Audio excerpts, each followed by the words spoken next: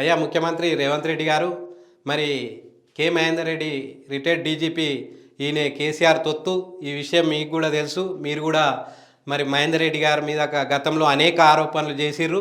మరి అలాంటి అనేక ఆరోపణలు చేసిన మీరే ఇవాళ ఆయనను తీసుకొచ్చి మళ్ళీ నెత్తి మీద కూర్చోబెట్టుకొని నిరుద్యోగుల నెత్తి మీద మరి టీఎస్పీఎస్సీ చైర్మన్ బాధ్యత ఆయనకి ఎట్లా చెప్పారో నాకైతే అర్థమైతలేదు. మా నిరుద్యోగులకు కూడా అర్థమైతలేదు. మళ్ళీ గత పాలనలో ఉన్న దొంగలను మళ్ళీ మీ ఎంటేసుకొని తిరుగుతున్నారు అని చెప్పేసి కొన్ని ఆరోపణలు వస్తున్నాయి. వాళ్ళకే మళ్ళీ ప్రముఖ బాధ్యతలు అప్పచెప్తున్నట్టుగా ఆరోపణలు వస్తున్నాయి. మరి వారి పాలననే మళ్ళీ మీరు కొనసాగించాలనుకుంటున్నారా? కొత్త మార్పు ఏమన్నా తీసుకురావాలనుకుంటున్నారా? మీరు ఒకసారి ఆలోచన చేయాల్సిన అవసరం ఉన్నది ముఖ్యమంత్రి గారు.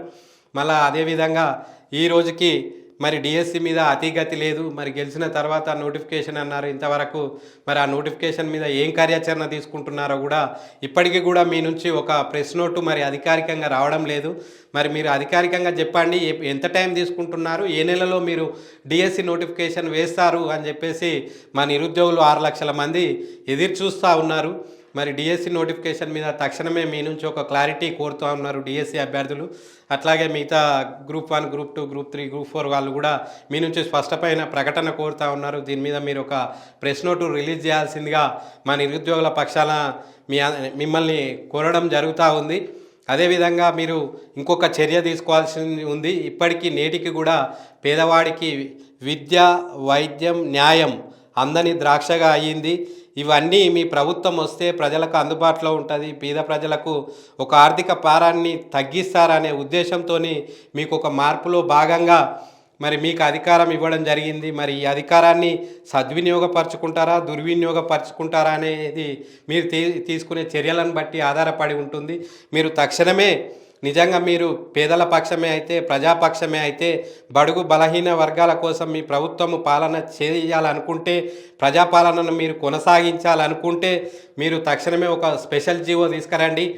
అటెండర్ నుంచి ఐఏఎస్ ఆఫీసర్ వరకు వారి పిల్లల్ని ప్రభుత్వ పాఠశాలలోనే చదివించాలి అని చెప్పేసి మీ ప్రభుత్వము ఒక స్పెషల్ జీవో తీసుకురండి.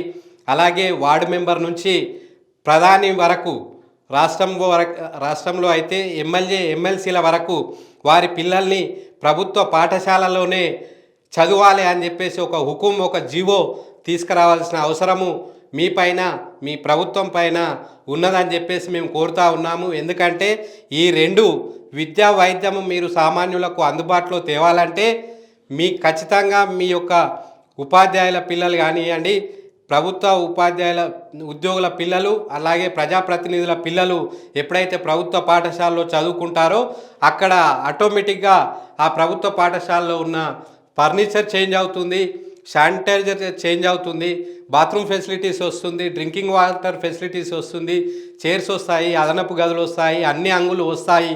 ఎప్పుడైతే మీ పిల్లల్ని చేర్పిస్తారో అప్పుడే అక్కడ సౌకర్యాలు వస్తాయి అని చెప్పేసి మా ప్రజలు నమ్ముతూ ఉన్నారు.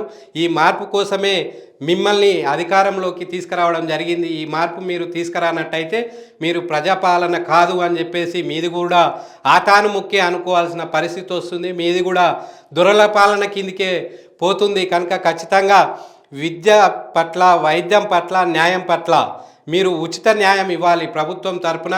ఒక పేదవాడు ఇప్పటికీ ఒక ఏదన్నా సమస్య వస్తే కేసు వేద్దామంటే తను వ్యయ ప్రయాసాలకు భయపడాల్సిన పరిస్థితి వస్తుంది.